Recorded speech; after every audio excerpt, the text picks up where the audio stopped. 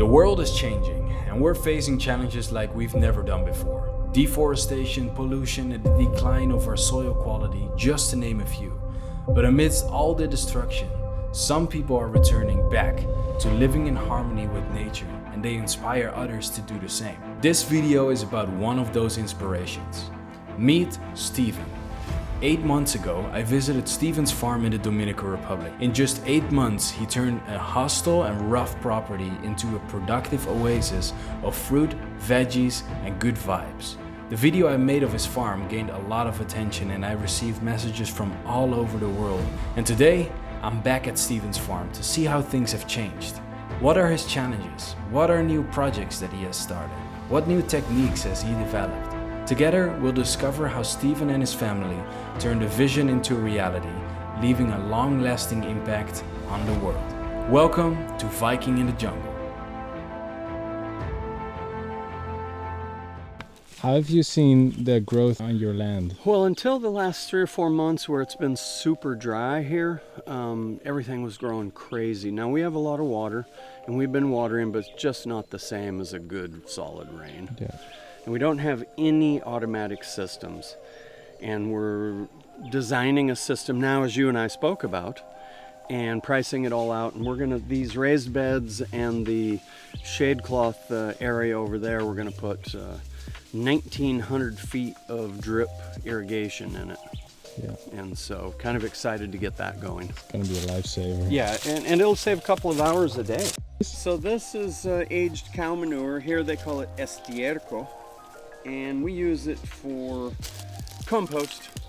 We're not currently producing enough of our own organic materials here. So we've been buying this to enhance our soil, to amend our soil. So you do a lot to enhance your soil, huh? Absolutely. In fact, today we got 3 truckloads of organic material from 2 developments down the road. This is a close, convenient place for them to dump their trimmings and organic materials from yards and gardens. And so we're amending soils with it. The soil here is beautiful, but as you can see, look at this crack. I can stick my hand down in it. Wow. Yeah. And I feel more space. Yeah. Yeah. What are you doing, It's Molly? just crazy. What are you doing, buddy?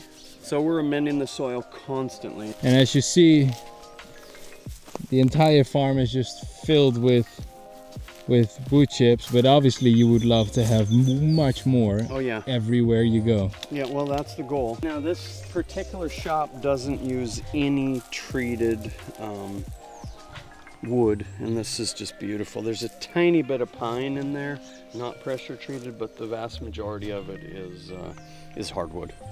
My understanding is if you mix it in the soil, it can pull a lot of the nutrients that are beneficial to the plants out of the soil and not allow the plants to absorb it. So we're trying to find what we can do simply and economically to amend these soils and make them better. Well, this is a pretty simple system. It's called hay bale.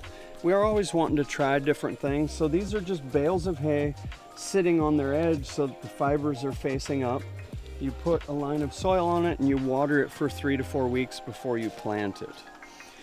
These are going to grow carrots and a few other vegetables. So the carrots are going to be planted in here? Yeah. Inside of here? Yeah, and these become, well, you can see how heavy they are. They become sponges for water, and as it breaks down, 1, it'll help amend the soil. 2, it's just something fun and different. Yeah. So we've let the chives, arugula, all the leafy greens go to seed. I don't have enough time right now to market it or deal with it, and I don't have a farm manager at the moment, so it's just one of those things. You know, you deal with what comes up and make things happen the best you can, and that's what we're doing. The sugar cane has really been growing, huh? Oh yeah, well, this was one little stick when you were here last. And that sentence right there signifies one of my favorite things about permaculture, which is observing how fast everything has grown. Especially here in the tropics, where the conditions for growth are so incredible. It really is special to come back after 6 months and see the new growth that has occurred in that time. As I recall, it was just one little stick in the ground that maybe was 2 feet tall. Yeah, I didn't even notice this. Last time you were here a year ago, these bananas up here, but banana and platano, were 3 feet tall.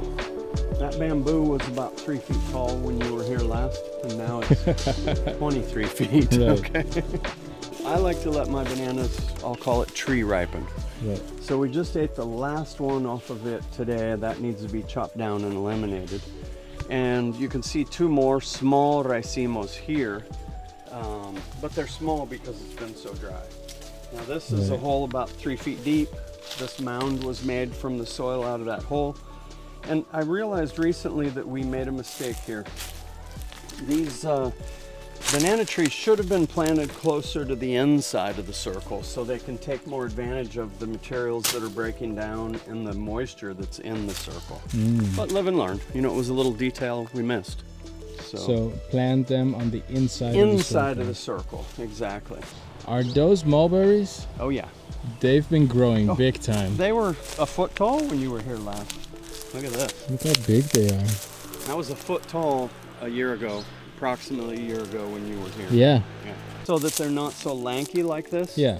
Trim them just a bit and then strip all the leaves off of them and then they produce. We did the experiment up front and it worked quite well.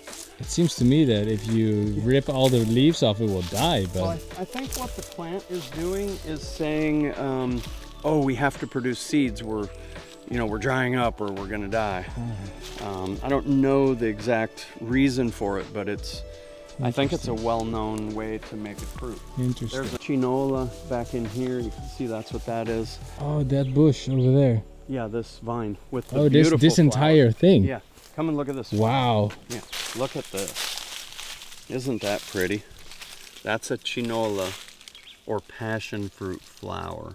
Look at how beautiful it is. I mean, really. Well, what's really cool here is that these were all very small when I was about here. A foot tall. You almost couldn't see them often. Look at that jackfruit right there. That's 8 feet tall.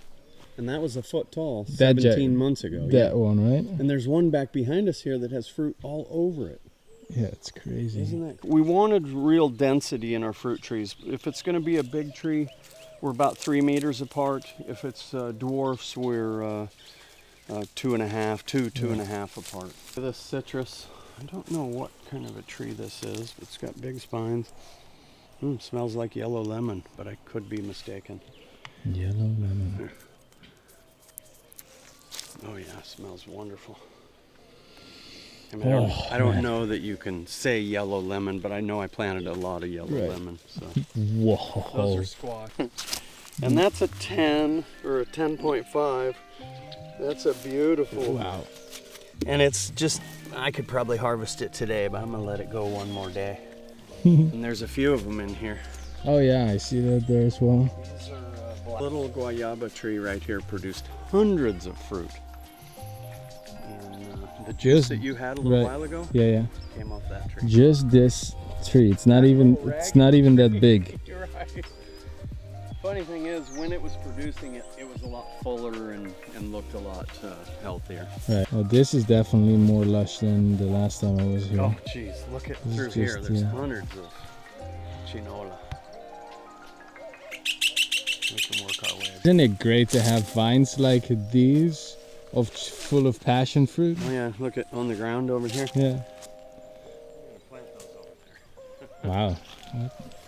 That's really cool to see these vines full with passion fruit. I don't know what this is, but it's looking really healthy. Looks happy here. Or when we were at 800 fruit trees, I knew what every one of them were. And then when we went from 800, or maybe it was 1200, I was still okay. And then we went from 1200 to now about 3,000 fruit trees on the farm and somewhere around 140 varieties of fruit. I lost it. And I need to get back to it and map it and get everything labeled. And you walk around, there's just stuff growing everywhere. One day we'll maybe get a little more organized, but for right now, that's the way we like it. I mean, come on, like just walking here, what a difference, man. Hey, look at this. Jackfruit. What a difference from last time. Well, it's 9.5 feet tall. It's got fruit all over it. Whether they'll make it or not, I don't know. But this is the largest fruit in the world, right? Yeah. Just for reference sake, how big can these get? How big in size? Was bigger than the pumpkin that you just saw. It was about like that long and about probably almost 10 inches across. It was good sized. We made some discoveries about how to import seeds here. If they're in an envelope, no problem. If they're in a box, they stop them. Right, so. This is gonna be like a full-on forest, man. I feel yeah. now this time I can really see it and feel Right. it, you know? Well, look back here. So here we have pitahaya, eggplant, and pineapple growing in a little family. Wow. And then here you have pitahaya, eggplant, and ava bean. Pitahaya, that is dragon fruit. Dragon fruit, Yeah. exactly. When we had heavy rain, the water was running across the farm and running off of the farm. So we put these fish scale berms in here. And then tittonia.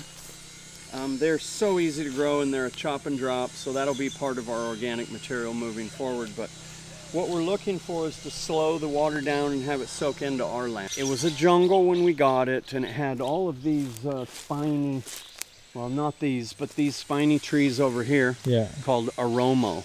Yeah. And they're nitrogen fixtures, which is good, but they were taken over and they have spines on them, huge spines. So we cleared certain areas so that we didn't dry it out too much and didn't have too much runoff. But what grew back was weeds and grass. Yeah. And we're little by little putting organic material and just bringing it back to life. Yeah. You got a cashew tree right behind you. Yep. Citrus, cranberry, pomegranate, cherry,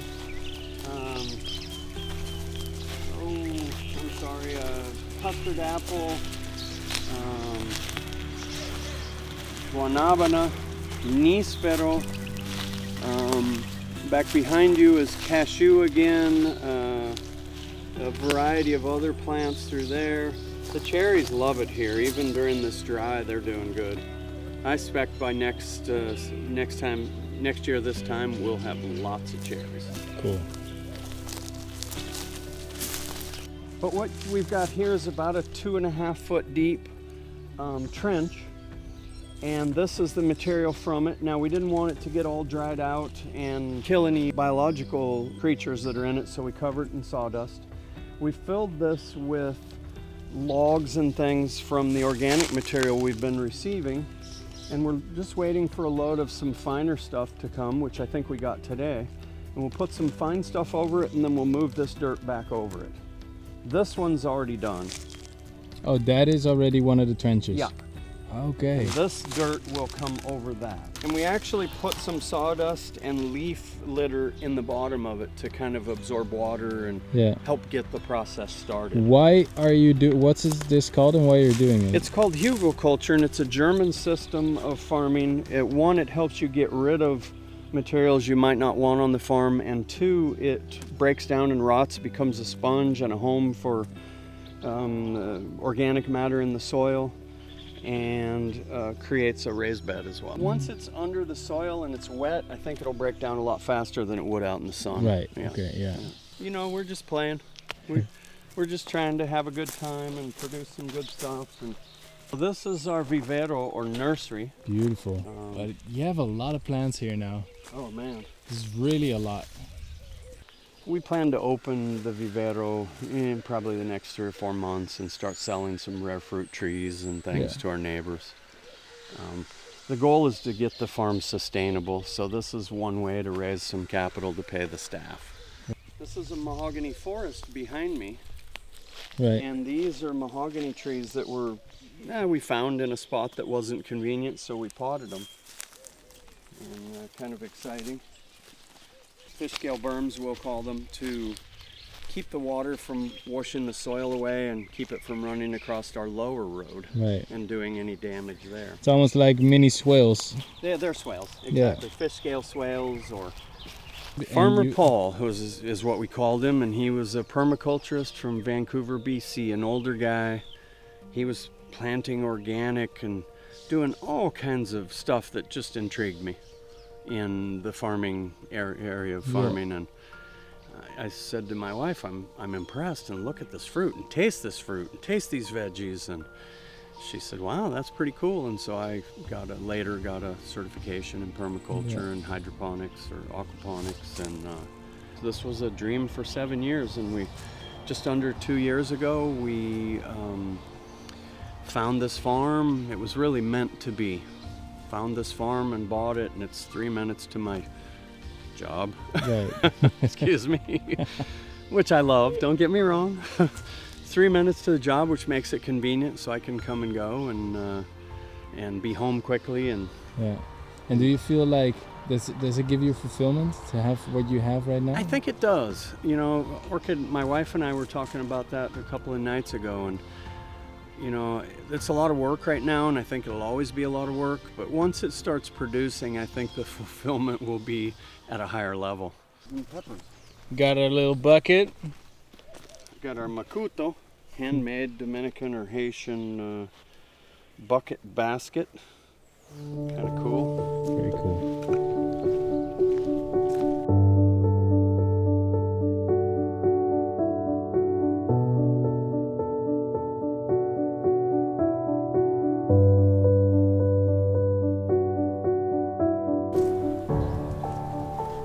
So yeah, to be able to get most of your food from the farm is just... Oh yeah, and we are always eating something from the farm. Right.